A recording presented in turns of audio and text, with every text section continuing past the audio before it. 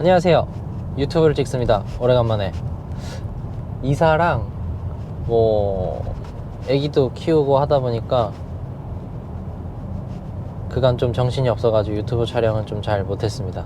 차에 이제 뒤에 저렇게 카시트가 항시 실려있는 그런 차가 되어버렸습니다. 행복합니다. 요즘에 집에 가면 애기 막 웃는 거 보고. 오늘은 좀 중요한 일이 두 가지가 있어서 아침 일찍 좀 나와서 일을 보러 가고 있습니다. 그간 소렌토 영상에서 좀 댓글이 많이 달렸던 것들에 대한 이야기를 짤막하게 좀 해볼까 해요. 제가 타는 차는 소렌토 MQ4 디젤 노블레스 트림 사양이고요. 번호판 때문에 댓글이 엄청 많이 달렸어요. 뭐야, 렌트잖아. 렌트인데 왜 네 거라고 해. 뭐 렌트인데 왜 랩핑해. 제가 테슬라 때부터 장기 렌트를 탄 이유는 딱 두 가지가 있습니다. 테슬라 때는 정확하게는 딱 하나였어요. 차 출고가 안 돼서 렌트 물량으로 강제로 이제 제조사와 렌트사에서 뭐 계약을 했겠죠. 그러다 보니 일반적으로 구매를 하려면 짧게는 4, 5개월에서 길게는 7, 8개월 이상, 트림이나 사양에 따라서는 1년 이상 대기해야 되는 상황이었고요. 그리고 또 이사라는 부분이 전기차를 사게 되면 보조금을 토해내야 되는, 일정 기간을 그 지역에서 거주를 못하면 다시 이제 환수를 해야 되는 게 있는데, 그 부분이 1차적으로 걸렸고, 소렌토 때도 마찬가지로 지금 반도체 영향으로 지금 난리잖아요. 몇몇 사양들은 1년 4개월에서 1년 6개월 지금 이야기 하더라고요. 아기가 태어남에 있어서 조금 더 편안한 차를 타야겠다라고 생각을 했을 때, 그리고 충전 스트레스에서 조금 벗어나야 된다고 생각했을 때 해결 방안이 딱히 없었어요.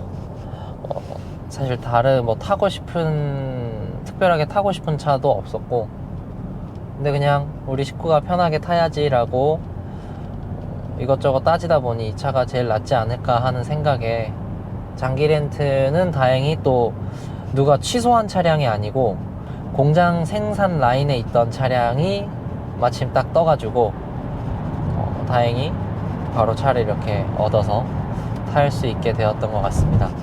장단점은 있어요. 장점은 어떻게 설정하느냐에 따라서 초기 비용이 없이 차량을 받을 수 있다. 그 다음에 개인 사업자분들 같은 경우도 경비 처리를 할 수 있다라는 부분. 탈세는 잘못됐지만 절세는 충분히 잘 해야 되는 거잖아요. 그래서 경비 처리 부분도 조금 이 렌트에는 장점이고, 사고가 많은 분들 같은 경우는 보험 가액이 너무 높을 경우에는 렌트를 조금 고려해 보시는 것도 또 하나의 장점이 될 수도 있습니다. 단점은 보험 경력이 단절됩니다. 저는 렌트카가 제 소유가 아니고 저는 이용하는 사람이기 때문에 다른 사람이 들어놓은 보험에 저는 거기 하나 밥숟가락 얹어서 이용하는 거예요. 그렇기 때문에 실제로 제 명의로 보험이 쭉 진행이 되는 게 아니기 때문에 나중에 보험 할인이나 이런 부분에서 좀 혜택을 받을 수 있는 부분은 없게 되고요. 그리고 대물 보험이 한도가 낮습니다. 우리 보통 자차 보험이랑 대물 보험 들 때, 우리 보통 자동차 보험 들 때 대물 보험을 많이 들잖아요. 대물은 가급적 10억 넣으셔도 별반 차이 안 납니다. 몇만 원 차이에요, 기껏 1년에. 근데 보통의 렌트카들은 대물이 2억으로 되어 있습니다. 2억에서 월 이용료를 조금 더 증액시키면은 3억까지 되는 곳도 있지만 3억이 안 되는 곳이 훨씬 더 많아요. 그런 부분에 조금 리스크, 요즘에 워낙 도로에 고가차들이 많다 보니까 그런 부분에서 조금 불편한 부분도 있고, 사실 번호판이 허하호로 불편하거나 이런 것들은 전혀 없었어요. 어쨌거나 차가 장기 렌트 차량이지만 제 차라고 생각을 하고 출고를 하고 인수할 생각을 하고 항상 가지고 왔기 때문에 튜닝은 하지 않았지만은 테슬라 때도 크롬 몰딩 이제 랩핑 하는 거랑 뭐 유리막이랑 이런 것들은 항상 하고 탔던 것 같아요. 그리고 지금도 이 차는 유리막 작업은 하지 않고 발스 코팅이라든지 제가 실생활에서 좀 필요한 부분들에 대한 작업만 조금 해서 타는 거기 때문에 나중에 만약에 제가 이 차를 원복하게 되더라도 필름만 떼면 돼요. 그것만 떼면은 나머지 부분들은 모두가 원복이 되기 때문에 뭐 전혀 문제될 부분은 없는 것 같습니다. 제가 지금 차를 이제 한 5개월째 타고 있는데 키로수는 언제나 그렇듯이 저는 지금 벌써 13,000km를 넘어버렸습니다. 이제 출퇴근 거리와 그리고 뭐 영암이라든지 장거리 출장이 조금 잦다 보니 키로수가 조금 빨리 늘었는데 타보면서 느낀 점이 지금 소렌토에서 고질병들이 느끼시는 분들이 몇 가지가 있더라고요. 불편한 점부터 먼저 얘기를 해보면 저는 이 시트 포지션이 아직도 적응이 안 됩니다. 제가 첫 영상에서 이 허리 부분, 꼬리뼈 부분에 대한 부분을 말씀드렸잖아요. 시트 바닥이 가죽이 이렇게 울 정도로 제 꼬리뼈가 이상한지는 모르겠지만 5개월 만에 벌써 시트가 조금씩 울기 시작을 하고 있고 이 허리와 엉덩이 라인에서 자세를 어떻게 잡아야 될지 모르겠어요. 그냥 이제 어느 정도 내려놓고 타고 몸이 적응하고 있지만 그 부분이 조금 아직도 불편하고, 두 번째는 저는 개인적으로 이 차 폭이 커지다 보니까 주차장에서 내릴 때 힘들어요. 옆에 차가 있으면. 큰 차를 저는 제 인생에서 데일리로 타는 차 중에 제일 큰 차고 첫 SUV잖아요. 너무 불편해요. 차가 옆에 조금만 타이트하게 붙어 있으면 내리지를 못해서 다른 자리를 찾아야 되는 그런 단점은 또 있더라고요. 그리고 세 번째는 지금 조수석 뒤에 시트, 이쪽 자리, 저쪽 자리가 시트에서 계속 찌걱찌걱 거리는 소리가 납니다. 저거는 사업소를 한번 가야 되는데 사업소를 갈 지금 시간이 없어가지고 아직 가지를 못했고, 미션에 대한 얘기를 또 안 할 수가 없더라고요. 댓글로도 많이 달아주셨어요. 이 차 미션 괜찮나요? 미션 괜찮나요? 너무 별로예요. 어느 부분에서 너무 별로냐면 출발할 때 차가 굴러가고 있을 때부터는 아주 좋습니다. 지금도 70km 내외로 항속 주행을 하고 있는데 7단, 6단 뭐 왔다 갔다 하지만 저는 체감이 전혀 되지 않을 정도로 부드럽게 변속이 되고 있습니다. 근데 출발할 때 슬립이 너무 많이 나요. 그리고 충격도 있고요. 충격이 아주 심한 불편할 정도의 충격은 아닌데 어느 듀얼 클러치든 약간의 출발할 때 조금 슬립 나는 경향은 조금은 있는데, 얘는 가끔 가다가 RPM만 허공으로 치고 차가 출발을 못하는 경우도 있고요. 뭐 어떤 분들은 뭐 아예 과열 나가지고 차가 멈춰서 미션 교체 판정 받는 분들도 있고 그렇더라고요. 좀 출발할 때는 미션이 좀 바보 같아요. 그리고 스탑앤고를 사용할 때는 아무리 부드럽게 출발을 하려고 해도 조금 울컥하면서 출발하는 경향이 조금 강하고요. 그거를 이제 조금 방지하기 위해서는 악셀을 미세하게 밟아서 시동을 켜고 차가 약간 마음의 준비를 한 상태에서 출발을 하고 나면은 조금 덜한 그런 부분에 좀 문제들이 있는 것 같습니다. 뭐 연비는 시내 주행을 좀 많이 할 때는 사실 뭐 그렇게 연비가 좋지는 않은데, 고속도로 항속 주행 그냥 올려놓고 타게 되면은 충분히 그냥 20도 넘게 나올 정도로 차량 체급에 비해서는 연비가 좋은 편인데, 제가 기존에 타던 차량들 뭐 투어링이라든지 320D 투어링이라든지 테슬라 이렇게 전기차와 조금 작은 사이즈의 2.0 디젤 차를 타다 보니 그 차들에 비하면 아무래도 똑같은 코스를 자주 다닐 때는 연비가 조금은 떨어질 수밖에 없게끔 체감이 되기도 하고, 요즘 또 유류비가 오르다 보니까 뭐 가득 넣으면은 지금 맥스로 찍은 게 98,000원까지도 넣어봤습니다. 98,000원 넣고 지금 840km 탔네요. 요번에는 조금 시내 주행보다는 고속도로 주행을 많이 해서 이런 것 같은데, 지금 주행 가는 거리는 60km밖에 남지 않았고요. 그런 조금 단점 아닌 단점들은 그런 게 있었고, 장점에 대한 부분도 얘기를 해야죠. 일단은 제가 본 SUV 중에서는 지금 현재 국내 차량 중에선 제일 예쁜 것 같아요. 이쁘니까 결국엔 골랐고, 그리고 현대차의 현대기아차의 절대 무시할 수 없는 이 풍부한 옵션들, 저는 헤드업이나 뭐 스마트 커넥터라든지 오디오 옵션 요런 게 몇 가지가 빠져 있지만, 그럼에도 불구하고 노블레스 트림 덕분에 통풍 시트, 뭐 열선 스티어링 휠, 전동 시트, 이런 부분들이 너무나 풍족하게 들어가 있는 부분이 너무너무, 옵션은 죽었다 깨어나도 우리 현대기아차를 따라갈 수 없잖아요. 그런 부분에서 장점이 있고, 이거는 차주들만 공감하실 부분 같은데 약간 정신승리하는 거예요. 도로에 소렌토 엄청 많습니다. 근데 아직도 이 리뉴얼된 기아 엠블럼이 들어간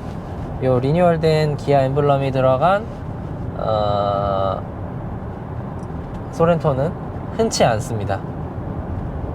합리화하는 거죠. 아주 말 같지도 않은 소리로.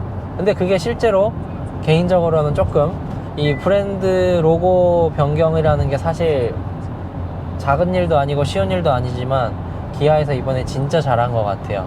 그런 부분은 조금 만족도를 높여주는 부분이기도 하고, 뭐 질이라고 보여지는 부분처럼 누군가는 얘기하지만은 그래도 저는 상당히 만족스럽게 타고 있습니다. 실내 공간이 아까 전에 단점으로 말씀드렸던 차가 너무 크다라는 부분이 실내 공간에서 보면은 너무 쾌적하게 탈 수 있어요.